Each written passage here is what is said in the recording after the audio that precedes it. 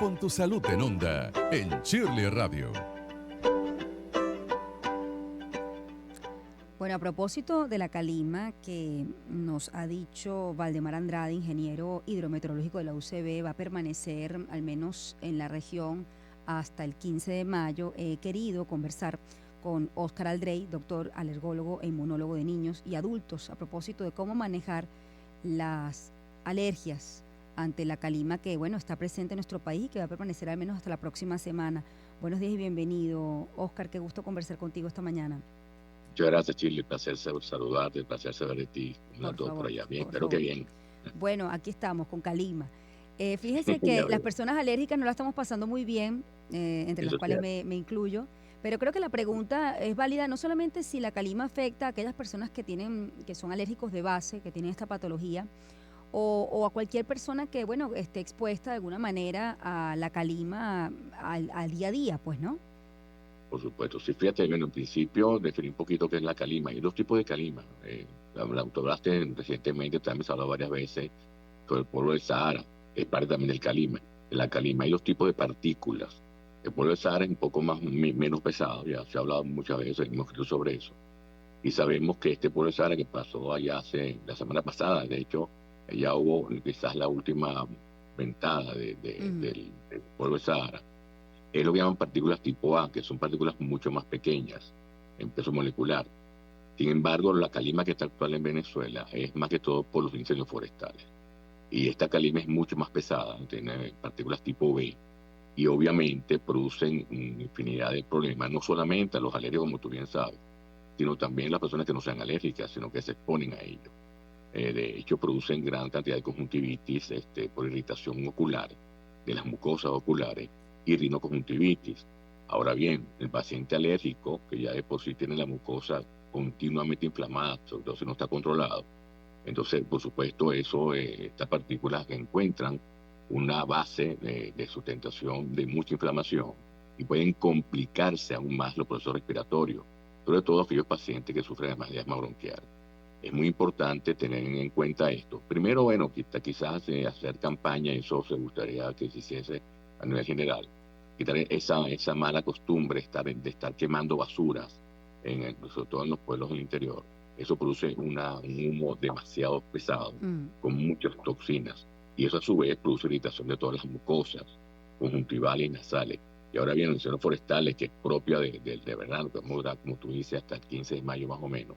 Y eso que no comenzó el calor fuerte. Todo esto va a empeorar el ambiente y por supuesto va a empeorar también los síntomas clínicos de los pacientes alérgicos. Quizás es lo que más se recomendaría yo, como medidas generales, cerrar las ventanas, evitar el contacto directo con esta calima y ideal aire acondicionado. Los que no puedan, aire acondicionado, por lo menos ventilador dentro de la casa, porque estas partículas tienen que caer al piso para que no produzcan este proceso irritativo, sobre todo a nivel de rinoconjuntival, que es sumamente molestoso, produce una aplicación horrible. Sí. Y además el trastorno nasal es espantoso. Ahora, para los deportistas, por ejemplo, que hacen deporte al aire libre, ¿no? Sí, claro.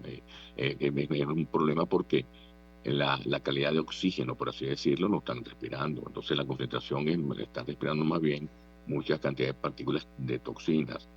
Y eso favorece, por supuesto, la irritación de toda la área respiratoria, rinofaringe, laringe e incluso pulmonar, y eso empeora los cuadros. Hay un caso muy particular de lo que llaman el asma intrínseca, que no es alérgica, sino que son estos pacientes que responden con inflamación a fenómenos no alergológicos, sino más bien irritantes, como olores fuertes, olor a gasolina. Esto se empeora mucho más, porque esto es un irritante no alérgico per se. Eso no es mediado por inmunoglobulina E, que es un patrón característico de alergia. Son factores irritantes de la mucosa. Y si el paciente tiene esta patología de base, por supuesto, esto empeora muchísimo más su proceso respiratorio. De hecho, hay posibilidades de utilizar tapaboca, utilizar aislantes en estas zonas tan contaminadas, porque sí, pues se ve afectado perfectamente bien. El paciente alérgico debe recurrir, por supuesto, siempre previa visita al médico, ¿no? Pero a medicación, y el paciente que no es alérgico puede, digamos, sortear este tema de la calima sin tener que tomar medicación. Bueno, fíjate, depende, porque la pregunta es interesante porque depende de qué síntomas clínicos va a tener. Por supuesto, si una conjuntivitis, sin lugar a dudas, con el médico, hay medicamentos para evitar la conjuntivitis, incluso muchos de los antibióticos locales, porque pueden producir irritación y no se puede infectar en forma secundaria. Ujú. Acuérdate que todo lo que inflama secreta estas secreciones de cualquier órgano, ojo, nariz, pueden ser entonces un caldo de cultivo excelente para que contamine esa secreción con bacterias o incluso con virus. Y entonces, por supuesto, lo ideal es tratarlo y cómo tratarlo. Obviamente, cómo tratarlo, pero es quizás prevenirlo, sería lo ideal. Ya una vez que se implante la inflamación y obviamente, ojalá que no, ni la infección tenga que ser tratado, obviamente farmacológicamente y dirigido por un especialista, sin lugar a dudas. No se automediquen porque es peor. Quizás el uso de las armas artificiales podría ayudar un poco a Ujú. lavar, por así decirlo, el ojo per se, pero es algo que es un pañito de agua tibia. Aquí lo que hace es evitar, en este caso lo que es evitar el contacto directo con la calima es lo ideal, y más que todo si el paciente es alérgico. Sí. Siempre es interesante, uno, digamos, se apoya en estos temas que son de actualidad, pero una persona puede vivir eh, continuamente siendo alérgica, es decir, y acostumbrarse a ello. Bueno, fíjate bien, o yo te puedo adelantar Ujú. que con los adelantos que tenemos en la especialidad, casualmente con tratamientos, digamos, moleculares, todo el estudio molecular, lo podemos actuar, uno garantiza, y eso te lo puedo decir, garantiza la calidad de vida del paciente alérgico. Quizás no la curación, pues son patologías crónicas, pero si uno controla también que el paciente puede vivir perfectamente bien sin ningún problema que le moleste el factor alérgico. Mm. Afortunadamente tenemos hoy en día medicaciones excelentes, muy puntuales, quizás a nivel molecular inclusive, que te dan esa facilidad. Entonces, claro, el paciente bien tratado lleva una vida normal, no tiene por qué molestarse, ni mucho menos. Ya los asmáticos no se justifican, crisis asmáticas, estas emergencias repletas de pacientes con asma bronquial, eso ya no se debe ver. Eso, si eso se ve es que está maltratado. Ujú. Hoy en día hay garantía con todo lo que tenemos en cuanto a diagnóstico y tratamiento de garantizar la calidad de vida del paciente alérgico. Yo creo que esa es la respuesta real, sin decirte que se cura, pero sí se controla de tal manera que pueden vivir una vida total y absolutamente normal, con terapias que no son cruentas, que no son inyecciones, que no también vienen gotas, que hay infinidad de modelos hoy en día de terapia que favorece el manejo de estos pacientes alérgicos a cualquier edad, Mm. infantil o con pacientes adultos. Sí, ahí es que muchos alérgicos se acostumbran a vivir con ello. Incluso Sí, no se dan cuenta que su calidad de vida está absolutamente afectada, pero bueno, llevan tanto tiempo con eso y tampoco quieren estar sujetos a una medicación a largo plazo que, bueno, me pongo como paciente, pues llega un sí, sí, momento que uno de alguna manera dice, bueno, así me tocó, ¿no? sí, exacto. Pero es que lo que fíjate, es lo que tomo un ejemplo. Al sordo no le muerde el ruido.